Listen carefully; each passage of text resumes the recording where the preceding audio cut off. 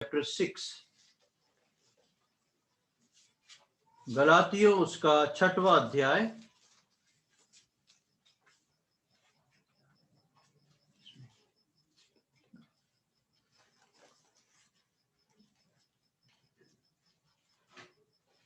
गलातियों उसका 6वां अध्याय और उसकी 8वीं और 9वीं आयत को मैं आपके सम्मुख पढ़ूंगा। Galatians chapter 6 versus 8 and 9।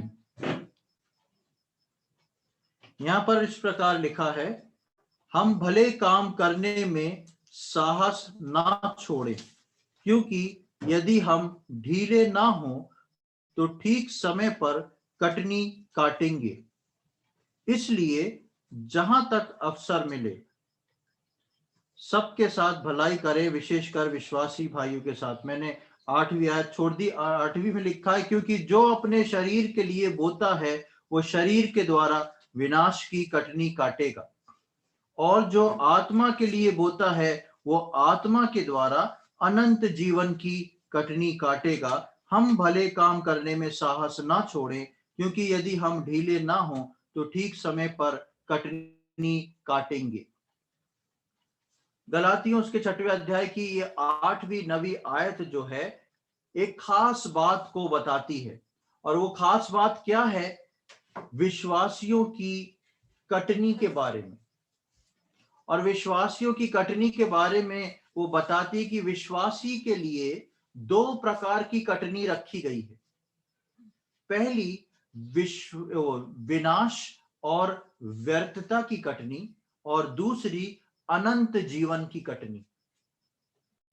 विश्वासी जीवन में आने के बाद ये जरूरी नहीं है कि हमको एक ऐसा सर्टिफिकेट मिल गया है कि हम अपने जीवन से केवल अच्छी बात या अनंत जीवन की कटनी ही काटने को आए। बेशक परमेश्वर ने हमारे लिए उसको रखा है, लेकिन परमेश्वर का वचन विश्वासियों को इस बात को लिखता है, जो कि हम गलातियों में पढ़ते हैं, क्योंकि जो अपने शरीर के लिए बोता है वो शरीर के द्वारा विनाश की कटनी काटेगा, और जो आत्मा के लिए बोता है वो आत्मा के द्वारा अनंत जीवन की कटनी काटेगा।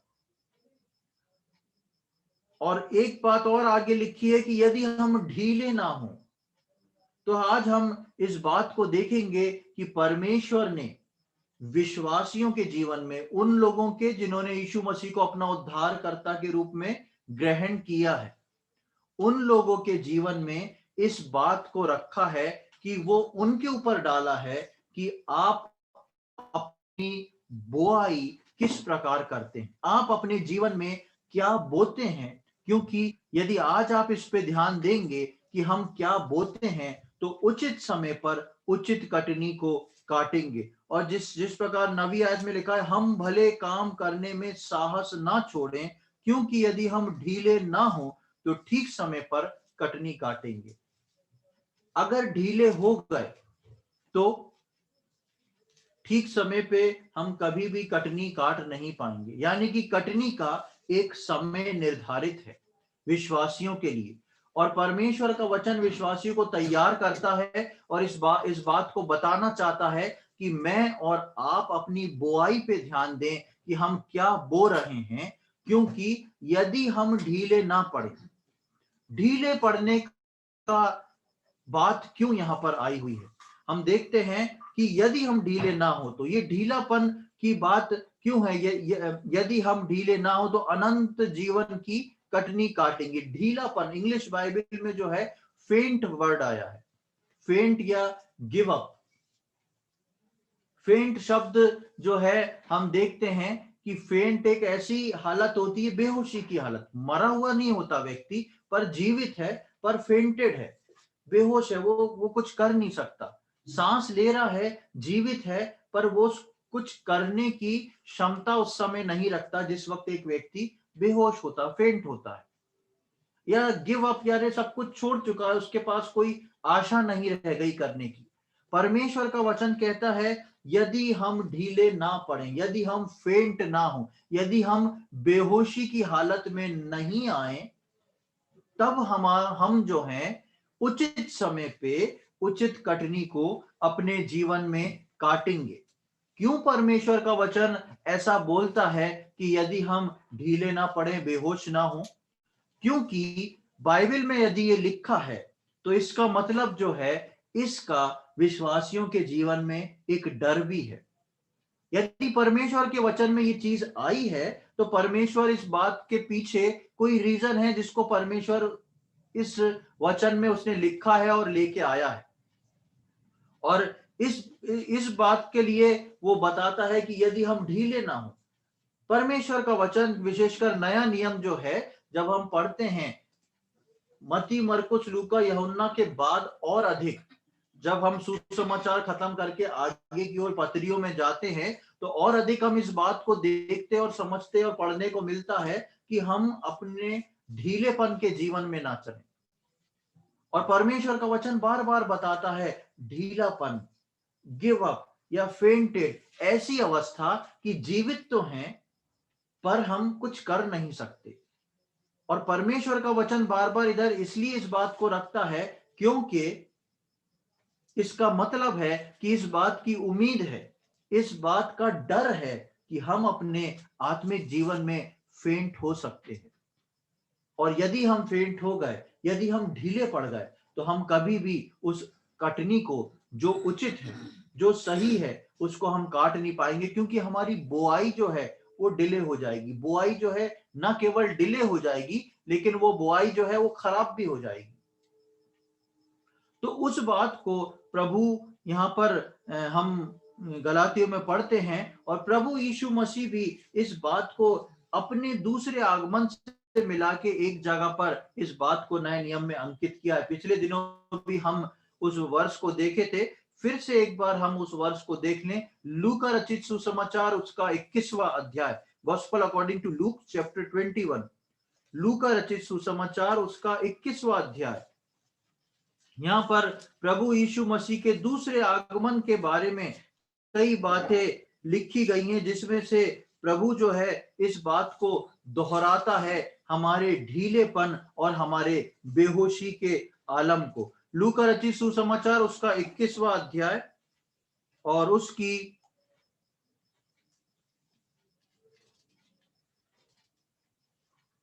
34वीं आयत, 34th वर्ष। इसलिए सावधान रहो, ऐसा ना हो कि तुम्हारे मन खुमार और मतवालेपन और इन जीवन की चिंताओं में सुस्त हो जाएं और वो दिन तुम पर फंदे के समान आ पड़े। ये किस दिन की बात हो रही है? ये वही अनंत काल की कटनी की बात हो रही है जो कि हमने गलातियों 6 के 9 में पढ़ा कि हम भले काम करने में साहस ना छोड़ें, क्योंकि यदि हम ढीले ना हो तो ठीक समय पर कटनी काटेंगे। और लूका रचित सुसमाचार 21वें अध्याय की 34वीं आयत में बोलता है, ऐसा ना हो कि तुम्हारा, इसलिए सावधान रहो, ऐसा ना हो कि तुम्हारा मन खुमार और मतवालेपन और इस जीवन की चिंताओं में सुस्त हो जाएं और वो दिन तुम पर फंदे के समान अचानक आ पड़े। यानी कि विश्वासियों की बुआई और विश्वासियों की समय पे कटाई दोनों बहुत इंपॉर्टेंट चीज है, दोनों बहुत इंपॉर्टेंस रखती है। और इस बात को प्रभु यीशु मसीह इसीलिए बोलता है कि तुम सावधान रहो। वहां पर प्रभु यीशु मसीह बोलता है और यहाँ पर पौलुस बोलता है उस कटनी के लिए। प्रभु यीशु मसीह उस कटनी को प्रभु यीशु मसीह का दूसरा आगमन बताता है कि उस दूसरे आगमन के समय तक ऐसा ना हो कि तुमको जो बोने को दिया गया है, तुमको जो करने को दिया गया है, तुम वहां तक उसको पूरा नहीं कर पाओ और तुम जो हो खुमार में, मतवालेपन में और जीवन की चिंताओं में सुस्त हो जाओ और वो दिन तुम्हारे पास जो है अचानक से आ पड़े। और उसकी शुरुआत है, इसलिए सावधान रहो। प्रियो, विश्वासी जीवन में ये बहुत मेरे और आपके लिए जरूरी है कि हम किस समय पे क्या बुआई कर रहे हैं और किस समय पे हमारी बुआई को काटने का समय। यदि हमारे हाथ ढीले ना पड़े, यदि हम सुस्त ना हो पड़ जाए। अब जब हम इस बात पर आते हैं तो एक बात ये आती है कि हम जो कार्य करते हैं वो कैसे जानेंगे या कैसे कार्य करते हैं जो हमारी कटाई के समय परिपूर्णता में आए, या फिर हम जब जिन कार्यों को करते हैं हम कैसे बोल सकते हैं या कैसे उन कार्यों को जान सकते हैं जो परमेश्वर ने हमारे जीवन में रखे। कई बार हम अपने जीवन में, क्योंकि हम इस संसार में हैं, ऐसे सांसारिक कार्यों को करते हैं जो कि हमारे जीवन के लिए बहुत जरूरी है, लेकिन कई बार उनको करते करते हम खुद अपने मन से उनको एक आत्मिक खोल पहना देते हैं, एक आत्मिक रूप पहना देते हैं, और हम सोचते हैं ये हम काम अच्छा कर रहे हैं, ये हम काम भला कर रहे हैं। लेकिन जरूरी नहीं कि हम सांसारिक रीति से जो काम अच्छा और भला करें वो परमेश्वर ने आपके लिए और मेरे लिए ठहराया हो, या परमेश्वर उसके लिए कुछ बात को रखा हो, या परमेश्वर इस बात को सोचता हो कि ये काम इनके लिए बेहतर है, ये इनकी कटनी से रिलेटेड का काम। या हम कई बार अपने सोचते हैं हमारे हाथ ढीले नहीं पड़े, हम इस कार्य को अच्छे से कर रहे हैं। आज हमको ये समझना जरूरी है कि परमेश्वर का वचन जो है वो क्यों शरीर और आत्मा के जीवन को अनंत काल की कटनी से जोड़ता है। क्यों परमेश्वर का वचन जो है आत्मा और शरीर, हमारा आत्मा और हमारे शरीर को, क्यों परमेश्वर जो है का वचन जो है वो अनंत काल की कटनी से हमारे आत्मा शरीर को जोड़ रहा है। क्योंकि उसका एक रीजन है, क्योंकि मनुष्य जो है इस संसार में रह के बहुत चीजों में भटकता है। मनुष्य का बुद्धि जो है वो जब इस संसार में रह के कार्य करती है तो इस प्रकार कार्य करती है कि संसार की वस्तु, संसार की चीज को हमारा शरीर जो है हमेशा हासिल करना चाहता है। यहां पे जो है वो हमको मिले, यहां पर जो है वो पूरा हो, और आत्मा की बात को हम उतना ध्यान नहीं देते। इसलिए हमारा धीरे धीरे करके जो बोआई है, हमारा जो बीज डालना है, हमारा जो बोना है, वो किस में बदलता जाता है? संसार की चीजों में। और हम उसको एक अच्छा कार्य समझते हैं, और हम सोचते हैं कि हम हर मीटिंग में जाते हैं, हर मीटिंग अटेंड करते हैं, रोज प्रार्थना करते हैं, तो हम तो कहीं से भी ढीले ना हुए। लेकिन इस बात को ध्यान दें, परमेश्वर आपके व्यक्तिगत आत्मिक जीवन के ढीलेपन को नहीं बोल रहा, परमेश्वर आपके व्यक्तिगत आत्मिक कर्म की बात कर रहा है। आप क्या आत्मिक रीति से बो रहे हैं? क्योंकि यदि हमारे हाथ ढीले ना पड़े तभी हम उचित समय पे उचित कटनी को काटेंगे। ये बात उद्धार खो जाने के लिए नहीं है, ये बात आत्मिक रिवॉर्ड की नहीं है, ये बात है मेरे और आपके कटाई के लिए, मेरे और आपके ढीले हाथ के लिए। हम कभी भी संसार की बातों को, संसार की चीजों को लेके उसमें बुआई करना ना शुरू करें, अन्यथा हम उस बात को समझ नहीं पाएंगे। उद्धार में आने के बाद हम वो बोते हैं, उसका हम जो बोते हैं उसका असर हम अनंत काल की कटनी पर पड़ने वाला है, जो अभी बोते वक्त हमको दिखाई नहीं देती। विश्वास में आने के बाद मैं और आप अपने जीवन के द्वारा, अपने कर्म के द्वारा जिन चीजों की बुआई करते हैं, जिन चीजों को बोते हैं, क्योंकि पूरी तरह हम अपने जीवन में पवित्र आत्मा को नियंत्रण नहीं देते हैं, और जब पूरी तरह हम अपने जीवन में पवित्र आत्मा को नियंत्रण नहीं देते हैं तो कुछ बातें शैतान हमारे जीवन से ऐसी भी कराता है जो देखने में आत्मिक हो, नाम को आत्मिक हो, लेकिन कर्म में वो संसार का रीति रिवाज या संसार की वो प्रथा हो जिसमें संसार भी चल रहा है, और जिसको संसार के लोग भी भली मनसा से देखते हैं। एक छोटा सा उदाहरण मैं दूंगा कि हम देखते हैं कई लोग जो है चींटियों को जाके आटा खिलाते हैं, आटा डालते हैं कि चींटियां जो है आटा डाल दें। अब एक तरफ से हम सोचे तो इसमें कोई भी बुराई नहीं है, वास्तव में कोई बुराई नहीं है, अगर आप पे है तो आप डाल सकते हैं चींटियों को आटा, खूब खिला सकते हैं। लेकिन आप ये सोचें कि चींटियों को आटा खिलाने से मैं परमेश्वर की दृष्टि में बहुमूल्य हो जाऊंगा, तो वो बिल्कुल भी गलत है। परमेश्वर को उससे कोई लेना देना नहीं, आप धार्मिकता का क्या काम कर रहे हो। परमेश्वर को इस बात से लेना देना है कि परमेश्वर ने मुझको और आपको जो वचन दिया है आप उस पे चल रहे हो कि नहीं, आप उसको समझ के पूरा कर रहे हो कि नहीं, आप और मैं अपने जीवन में पवित्र आत्मा को वो स्थान दे रहे हैं कि नहीं। आप चींटियों को भोजन कराएं, आटा दें या ना दें, इससे परमेश्वर किसी भी रीति से मेरे और आपके आत्मिक स्टेटस को ऊपर नीचे नहीं करेगा। लेकिन मेरा उदाहरण ये है बताने का कि कई बार कुछ चीजें ऐसी होती हैं जो हम सोचते हैं कि ये भी अच्छा है, संसार के लोग अच्छा करते हैं, भला काम करते हैं, शायद इसको करने से हमारे लिए भी और अच्छा होगा और हमको भी करना चाहिए। हम ऐसा सोचते हैं और हम अपनी बुआई जो है ऐसे कई चीजों में कर बैठते हैं। आगे मैं आपका ध्यान एक दूसरी आयत की ओर ले जाना चाहूंगा, मत्ती रचित सुसमाचार उसका 16वां अध्याय।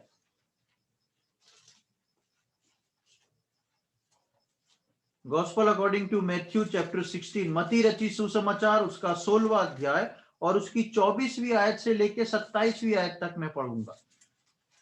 मत्ती 16, 24 से 27।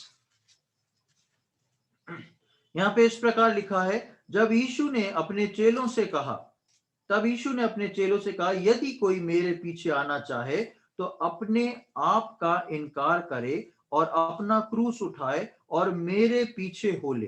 क्योंकि जो कोई अपना प्राण बचाना चाहे वो उसे खोएगा, और जो कोई मेरे लिए अपना प्राण खोएगा वो उसे पाएगा। यदि मनुष्य सारे जगत को प्राप्त करे और अपने प्राण की हानि उठाए तो उसे क्या लाभ होगा, या मनुष्य अपने प्राण के बदले क्या देगा। मनुष्य का पुत्र अपने स्वर्गदूतों के साथ अपने पिता की महिमा में आएगा और उस समय वो हर एक को उसके कामों के अनुसार प्रतिफल देगा। बहुत सुपरिचित आयत है जिनको मैंने अभी पढ़ा है, आप सब जानते हैं। यहां पर तीन मुख्य बात को हम देखते हैं। पहली बात, अपना इनकार, जो हमने गलाती 6 के 8 और 9 में पढ़ा,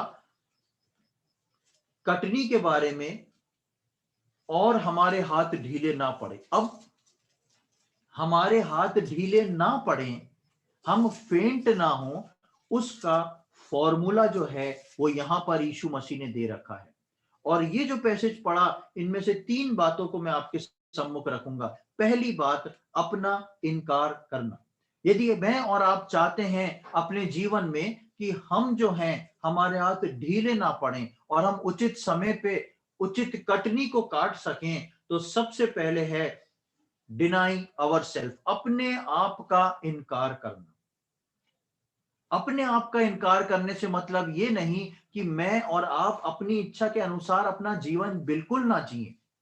बेशक परमेश्वर ने हमें रखा है कि हम अपनी इच्छा के अनुसार जीवन जिए, लेकिन आपका जीने वाला हर क्षण जो है, हर इच्छा जो है, वो पवित्र आत्मा के अधीन होना चाहिए। यदि हम उसको प्रभु कहते हैं तो प्रभु के अंदर मेरी और आपकी अधीनता होना चाहिए।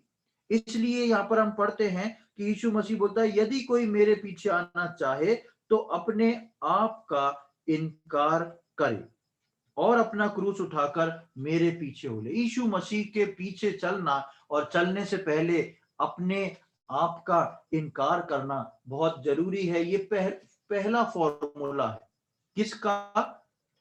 उस कि हमारे हाथ ढीले ना पड़े और हम उचित समय पे उचित कटनी को काटे। दूसरी बात है, अपने प्राण के लगाव को अप्रिय जानना। बहुत ही इंपॉर्टेंट बात है, अपने प्राण के लगाव को अप्रिय जानना। 25वीं आयत में लिखा, क्योंकि जो कोई अपना प्राण बचाना चाहे। ये बहुत ही खास बात है। मैं और आप जो हैं अपने प्राण के लिए सब कुछ करना चाहते हैं। प्राण जो है आत्मा और शरीर के बीच का भाग है। प्राण में ही मुझको और आपको कुछ अच्छा लगता है। प्राण में ही जब प्राण अपने पूरे जोर पे आता है तो उसको पूरा करने के लिए शरीर को दौड़ना ही पड़ता है। प्राण एक ऐसी चीज है जो ना आत्मा की सुनती है ना शरीर की सुनती है। प्राण की अगर कुछ लालसा हो गई और आपको बुखार भी है तो भी आप अपने मन को तैयार कर लेंगे उठ के जाने के लिए। यह है प्राण की कठोरता। और इसलिए उस फॉर्मूले का दूसरा पॉइंट, पहला अपने आप को इनकार करना, दूसरा जो है प्राण की बात है कि जो कोई अपने प्राण को बचाना चाहे वो उसे खोएगा, और जो कोई मेरे लिए अपना प्राण खोएगा वो उसे पाएगा। यानी कि प्राण का कार्य करने के तरीके जो हैं वो हमेशा उल्टे होते हैं। प्राण आपको ये शो करेगा मैं मरा जा रहा हूं, यानी कि वो बिल्कुल नहीं मरेगा। और जब प्राण आपको ये शो करेगा कि मैं खुश हूं, समझिए तब वो मरने पर है और वो आपको भी मारने पर है।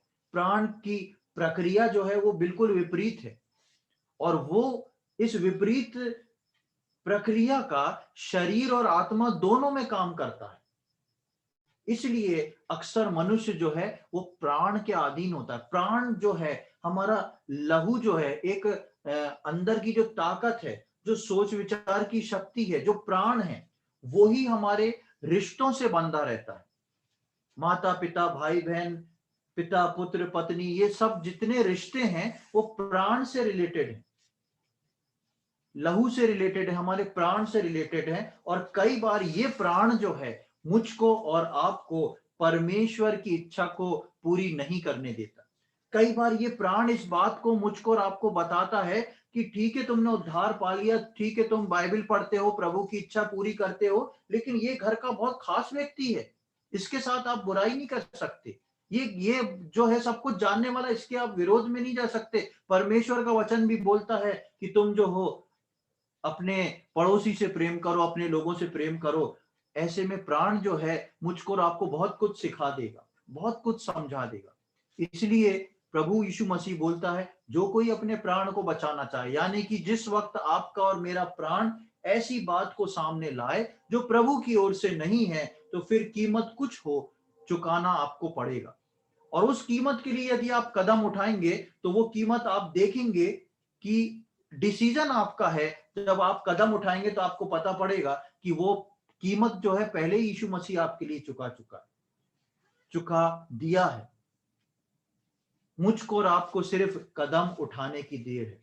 न केवल रिश्तों में, ये प्राण जो है दूसरी बातों में, चाहे वो हमारे ऑफिस वर्क हो, चाहे वो हमारे मिलने वाले हो, चाहे वो हमारा समाज हो, कई जगह पर ये प्राण जो है बीच में आता है। और इसलिए यीशु मसीह बोलता है जो कोई अपने प्राण को बचाएगा वो उसे खो देगा, और जो कोई मेरे लिए अपने प्राण को खोएगा वो उसे पाएगा। ये दूसरा फॉर्मूला है कि मेरे और आपके हाथ ढीले ना पड़े। तीसरी बात को हम देखते हैं, आत्मा के बचने के बाद आत्मा के लिए बोना। हम यहाँ पर देखते हैं कि 26वीं आयत में लिखा, यदि मनुष्य सारे जगत को प्राप्त करे और अपने प्राण की हानि उठाए तो उसे क्या लाभ होगा, या मनुष्य अपने प्राण के बदले क्या देगा। ये वर्ष जो है अक्सर हम जब किसी को सुसमाचार सुनाते हैं उसमें इस वर्ष को कोट करते हैं कि यदि एक मनुष्य जो है पूरे जगत को प्राप्त कर ले, उसको घर मकान गाड़ी, अच्छा बैंक बैलेंस, अच्छी नौकरी, सब कुछ मिल जाए, सब कुछ मिल जाए, लेकिन सब कुछ मिलने के बाद उसकी मृत्यु हो जाए और मृत्यु के बाद उसकी आत्मा नरक चले जाए, तो परमेश्वर का वचन बोलता है उसे क्या लाभ होगा।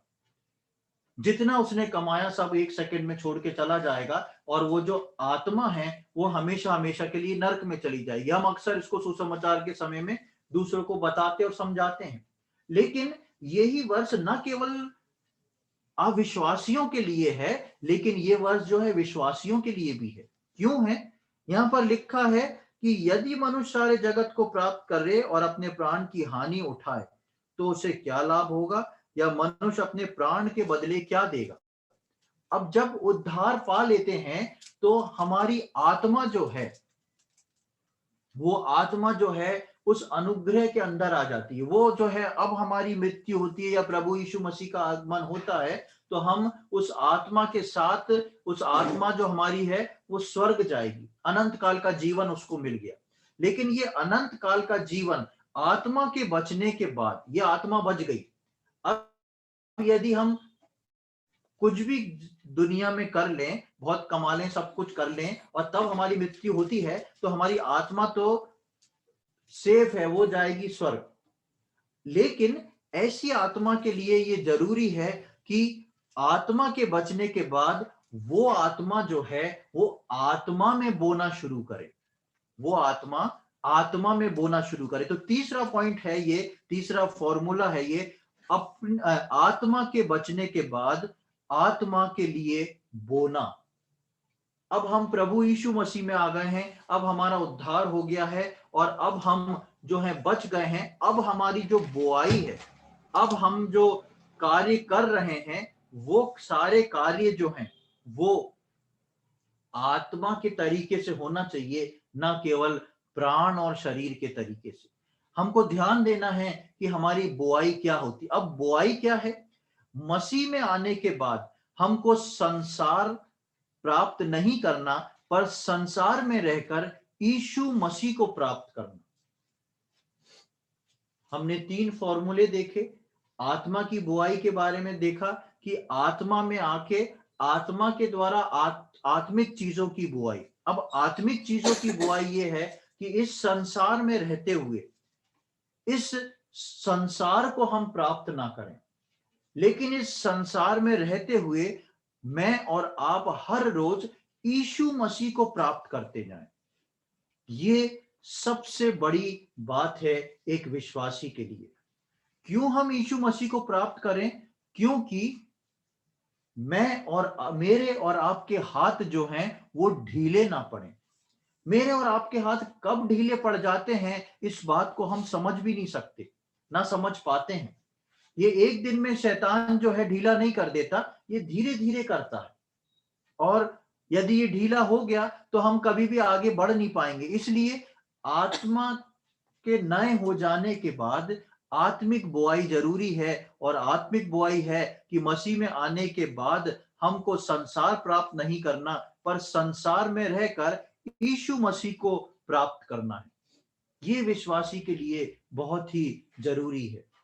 और इसलिए हम पिछले दिनों में एक आयत को मैंने आपके सम्मुख पढ़ा था, फिलिपियों 1:21 में, जहां पर पौलुस बोलता है कि मेरे लिए जीना मसीह और मरना लाभ है। आप सबको याद होगा, नहीं है तो आप लिख सकते हैं, बाद में उसको पढ़ सकते हैं। फिलिपियों 1:21, फिलिपियों 1:21 में पौलुस बोलता है कि मेरे लिए जीवित रहना जो है वो यीशु मसीह है। जीवित रहना यीशु मसीह कैसा? जीवित रहना मतलब यदि मैं इस पृथ्वी पे जीवित हूं तो यीशु मसीह के स्वभाव के अनुसार, यीशु मसीह की आज्ञा के अनुसार और यीशु मसीह को प्रसन्न करते हुए मेरे को जीना है। मतलब मेरे को एक यीशु मसीह का डुप्लीकेट बन के जीवन जीना है।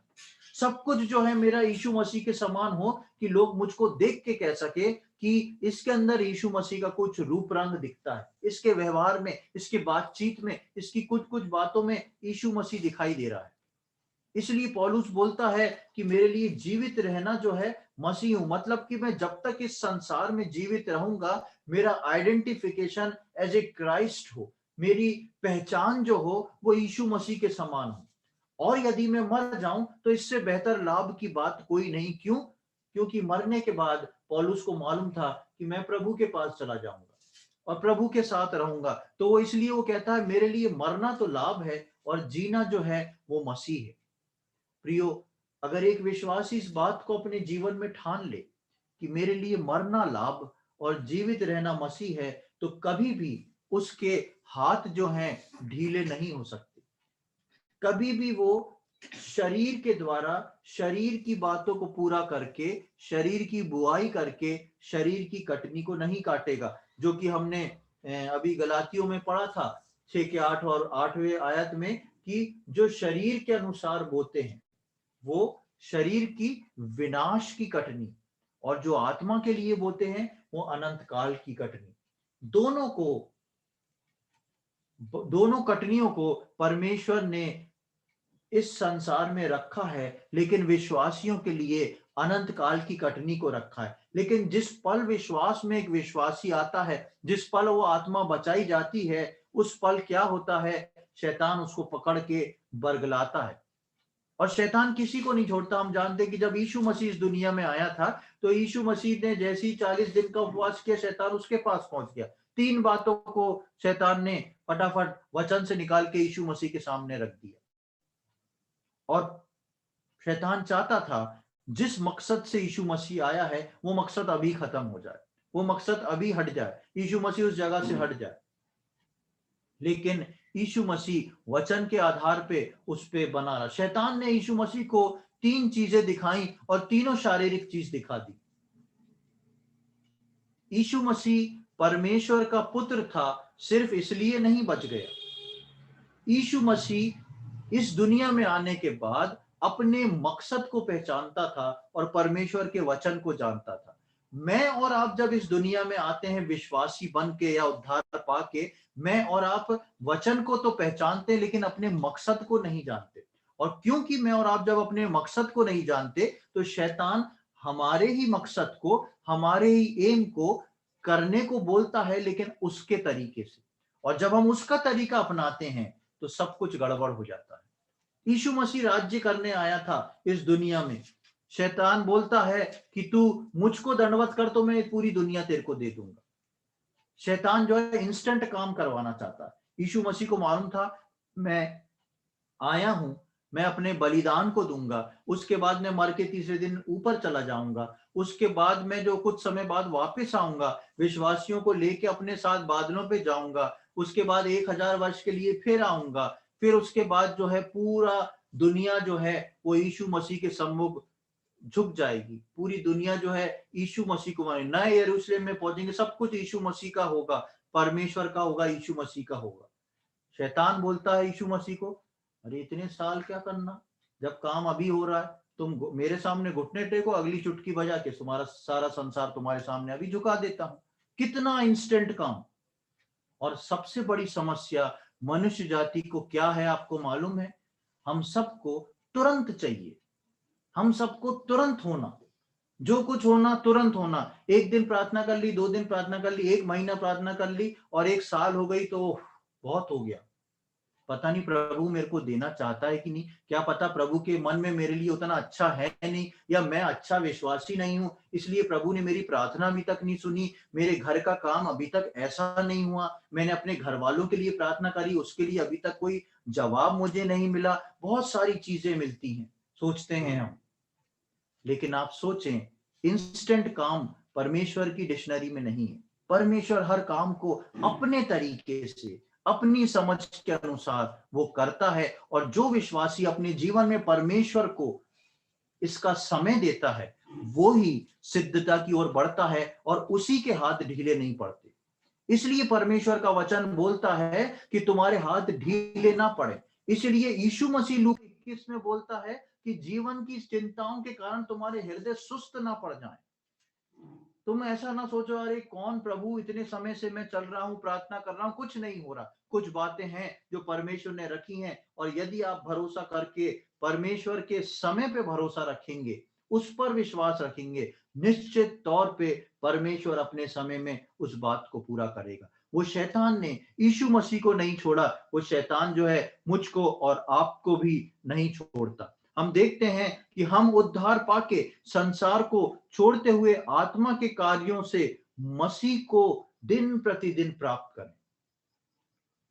उद्धार पाने के बाद, संसार में आने के बाद मेरे और आपके लिए ये जरूरी है कि हम उन आत्मा के कार्यों से, शारीरिक कार्यों को अलग करके आत्मा के कार्यों से यीशु मसीह को प्राप्त करते जाएं, यीशु मसीह को भरते जाएं। जितना यीशु मसीह मेरे और आपके जीवन में भरता जाएगा, उतने मेरे और आपके आत्मिक हाथ जो हैं वो मजबूत होते जाएंगे। जितना मैं और आप यीशु मसीह की कठिन से कठिन आज्ञाओं को पूरा करने के लिए तैयार होते जाएंगे, उसकी बात जो उसने मेरे और आपके लिए रखी है पूरा करने के लिए तैयार है, चाहे हमको किसी चीज का सामना करना पड़ रहा हो, उतना यीशु मसीह आपके अंदर आता जाएगा, उतने हाथ आपके मजबूत होते जाएंगे, उतना आपका आत्मिक जीवन जो है वो सरल होता जाएगा।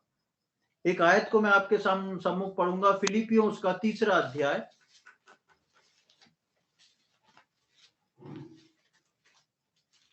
फिलिपियंस चैप्टर 3, फिलिपियों उसका 3 अध्याय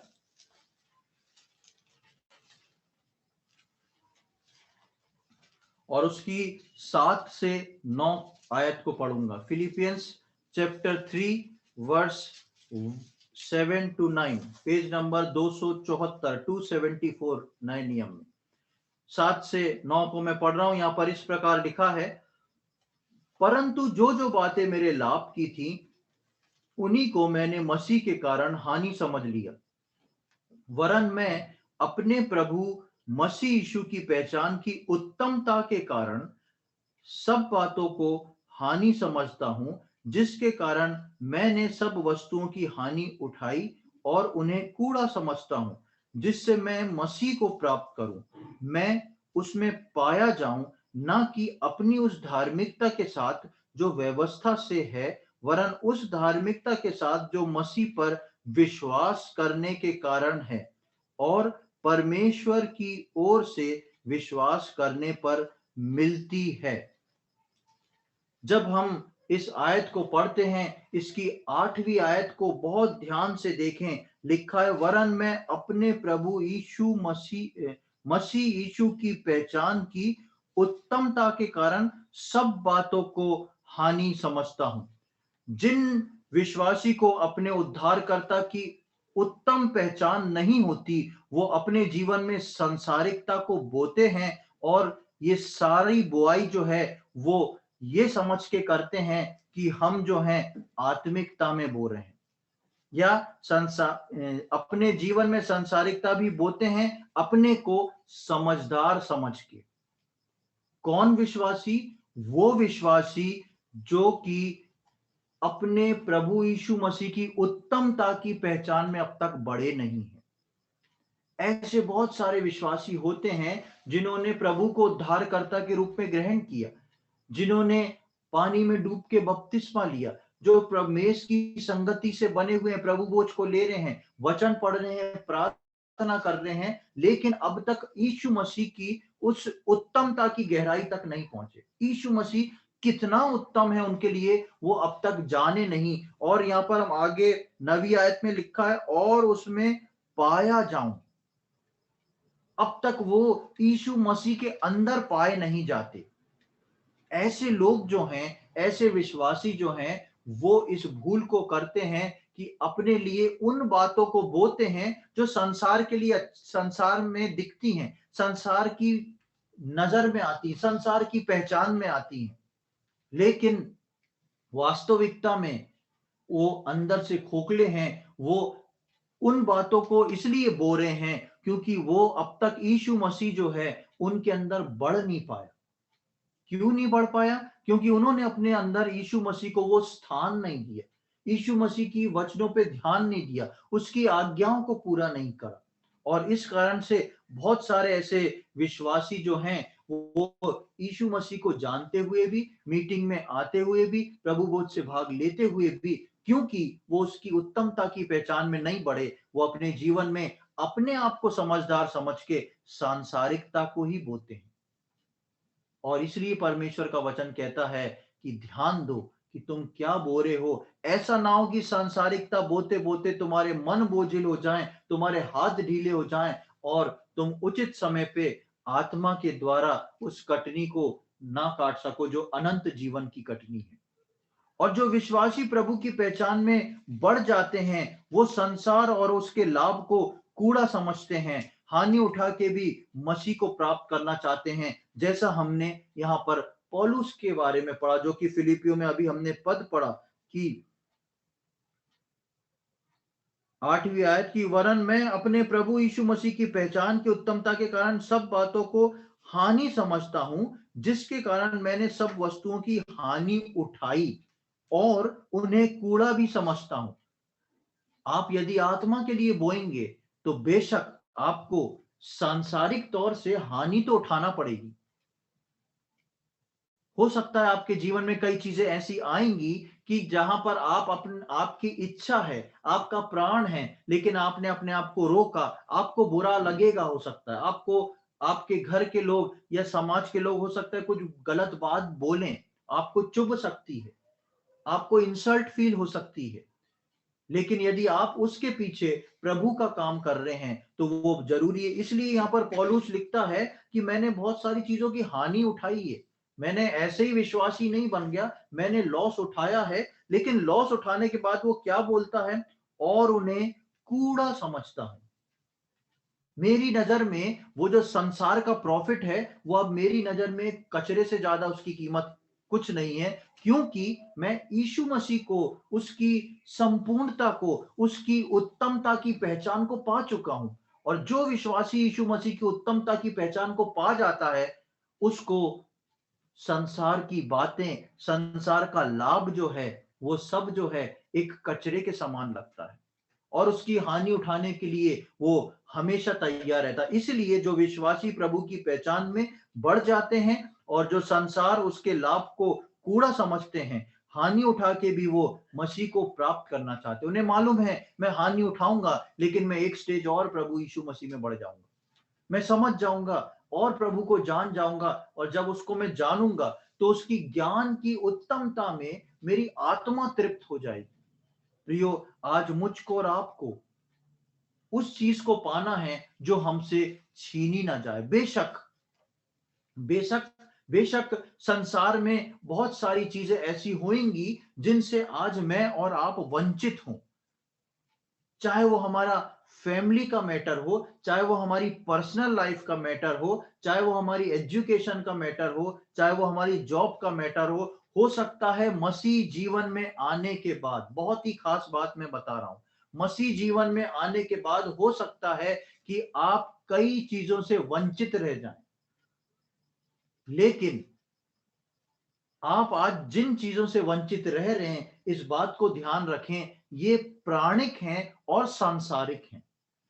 लेकिन यीशु मसीह के आगमन के बाद, या मेरे और आपके ऊपर स्वर्ग पहुंचने के बाद, वो सारी चीजें जो हैं, एक पल भर का, एक ऐसी चुटकी बजा के निकला हुआ समय लगेगा जब हम उस बात को देखेंगे। जल्दी से मैं आपके सम्मुख एक बात को रखने जा रहा हूं। मैं उस बात को पूरा पढ़ूंगा नहीं। लूका रचित सुसमाचार उसका 16वां अध्याय, उसको आप लोग सब बहुत अच्छे से जानते हैं, इसलिए मैं केवल उसको पढ़ नहीं रहा, केवल उसकी मुख्य बात को मैं आपको आपके सम्मुख रखूंगा। जब हम लूका रचित सुसमाचार उसके 16वें अध्याय में आते हैं, तो हम यीशु मसीह के द्वारा एक बात को देखते हैं, और वो है 19वीं आयत से लेके 31वीं आयत तक। बहुत ही सुपरिचित एक बात यहां पर अंकित की गई है। लूका रचित सुसमाचार 16वां अध्याय और उसकी 19वीं आयत से लेके 31वीं आयत तक। ये लंबा पैसेज है, मैं इसको पढ़ नहीं रहा, लेकिन आप इसको अच्छे से जानते हैं, और आप चाहें तो घर जाके इसको पढ़ सकते हैं। यहाँ पर एक धनी मनुष्य और निर्धन लाजर के बारे में लिखा हुआ है। जल्दी से मैं इसकी पृष्ठभूमि को आपके सम्मुख रखता हूं। यहाँ पर यीशु मसीह एक बात को बता रहे, एक किस्से को बता रहे हैं, और यीशु मसीह बोल रहे हैं कि एक धनवान मनुष्य था जो बैंगनी कपड़े और मलमल पहनकर प्रतिदिन सुख विलास और धूमधाम के साथ रहता था। और वहीं पर एक लाजर नाम का एक कंगाल का जिक्र है, जो कि पूरा घाव से भरा हुआ है, और जिसको ये धनी व्यक्ति की मेज के किनारे डाल दिया जाता था, कि जब वो खाना खाए और उसके मेज से जो चूर चार गिरे, वो उससे अपना पेट भर ले। और यहां तक कि कुत्ते भी आके उसके घाव को चाटते थे, ऐसी दुर्दशा उसकी थी। उसके बाद यीशु मसीह इस बात को बताते हैं कि दोनों मर गए। जब आप ध्यान से पढ़ेंगे तो लिखा है कि जब लाजर मरता है तो स्वर्गदूत उसको लेने आते हैं, और धनी मनुष्य के लिए लिखा है जब वो मरता है और अपनी आंखों को खोलता है, तो देखता है कि मैं जो हूं उस नरक वाले स्थान में हूं। दूसरी बात हम देखते हैं कि वहां से वो अपनी नजरों को उठा के उस लाजर को, जो उसकी मेज का चूरचार खाता था, उसको देख के उसको अब्राहम की गोद में देखता है, और बोलता है कि हे अब्राहम पिता, इसको मेरे पास भेज दे कि थोड़ा सा अपनी उंगली को भिगो के मेरे जी को ठंडा करे, मेरे जीभ पे थोड़ा सा रख दे। और अब्राहम जो है कुछ कुछ बातों को बोलता है, और उनमें से एक खास बात को हम देखेंगे। पहले मैं बताऊं कि यहाँ पर यीशु मसीह ने जो बात लिखी है, ये बात जो है एक कहानी और किस्सा नहीं थी, ये वास्तविकता में एक व्यक्ति था। और आपको जान के और ताजुब होगा कि ये जो किस्सा है, ये यीशु मसीह के जन्म से पहले का किस्सा है। बाइबल पंडित इस बात को बताते हैं कि प्रभु यीशु मसीह के इस दुनिया में पैदा होने से पहले का ये किस्सा है अब्राहम का, और इस धनी व्यक्ति का और लाजर नाम व्यक्ति का। और यीशु मसीह ने ये दृष्टांत और कहानी नहीं बताई थी, यीशु मसीह ने वास्तविकता बताई थी, क्योंकि जब ये घटना घटी थी यीशु मसीह स्वयं स्वर्ग में था। वो इन सारी बातों को देखता है और इस बात को बताता है। दूसरी बात, पहली मुख्य बात इस पैसेज की ये है।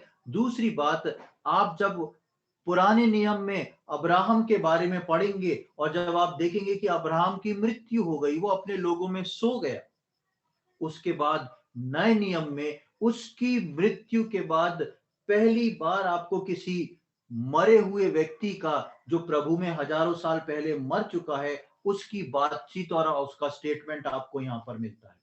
यानी कि ये एक बात बताता है कि जो परमेश्वर में मरते हैं वो वास्तव में मरते नहीं, वो हमेशा हमेशा के लिए जीवित हैं। दुनिया के लिए अब्राहम मर गया, लेकिन उसका कार्य ऊपर एज इट इज चल रहा है। वो जिंदा है और कार्यरत है, काम कर रहा है। यहाँ पर जो व्यक्ति मर रहा है उसकी गोद में जाके बिठाया जा रहा है उसको, और वो वहां से वार्तालाप कर रहा है नरक से और वहां के बीच में। लेकिन मुख्य बात जो मैं आपके सम्मुख रखना चाह रहा हूं, जो अब्राहम जो है इस धनी व्यक्ति को जवाब देता है, उसको हम देखेंगे। अब्राहम बहुत ही प्रेम से इस व्यक्ति को, जो धनी मनुष्य है, पुत्र कह के बात करता है। और 25वीं आयत को देखे, लिखा है, परंतु अब्राहम ने कहा, हे पुत्र, स्मरण कर कि तू अपने जीवन में अच्छी वस्तुएं ले चुका है और वैसे ही लाजर बुरी वस्तुएं, परंतु अब वो यहां शांति पा रहा है और तू तड़प रहा है। बहुत ही खास आयत है, स्मरण कर। अब्राहम जो है उसको याद दिला रहा है, वापस अपनी मेमोरी में जा और स्मरण कर कि तू अपने जीवन में अच्छी चीजों को ले चुका है और ये नहीं लिया, अब ये शांति पा रहा है और तू दुख उठा रहा है।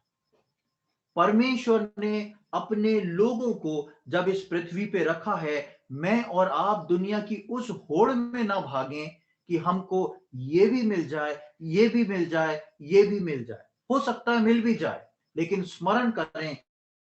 यहां पर अब्राहम बोला, स्मरण करो, याद करो कि तुम सब अच्छा ले चुके हो। अब जो ऊपर अच्छा है वो ऊपर वालों को मिलेगा, और जिनके लिए कुछ नहीं है उनको दुख उठाना पड़ेगा।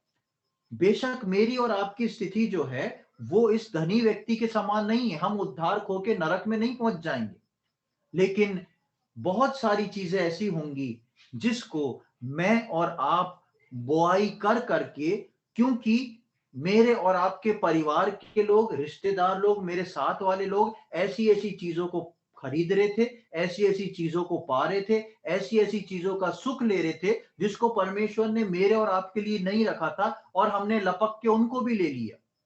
तो परमेश्वर बोलेगा, स्मरण करो, तुम ले चुके हो, तुम्हारे लिए यहां पर अब ये नहीं है।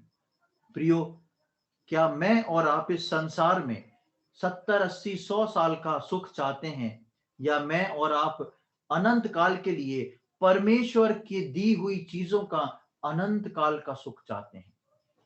बेशक वो एक दर्दनाक मौत से वो लाजर मर गया, लेकिन मरते ही साथ उसका वेलकम कर देखिए, लिखा है स्वर्गदूत आए उसको लेने को और लेके गए और सीधे जाके बिठा दिया अब्राहम की गोद में। अब्राहम की गोद में ऐसे ही नहीं बैठा दिया होगा जाके, अरे ये बहुत परेशानी उठाई, चलो अब्राहम की गोद में बैठ। अब्राहम उसको देख रहा होगा, अब्राहम के बीच में उसकी बातचीत होती होगी, अब्राहम के मन में उसके प्रति बहुत प्रेम होगा, कुछ कनेक्शन है अब्राहम से, इसलिए वो जैसे ही यहां मरता है आंख उसकी बंद होती है, अब्राहम की गोद में उसकी आंख खोल दी जाती है। वो अब्राहम को, यहूदी लोग अब्राहम को अपना मूल पिता बोलते हैं। ये जो मरा है ये भी अब्राहम को अपना पिता बोलता है, ये भी एक यहूदी व्यक्ति था।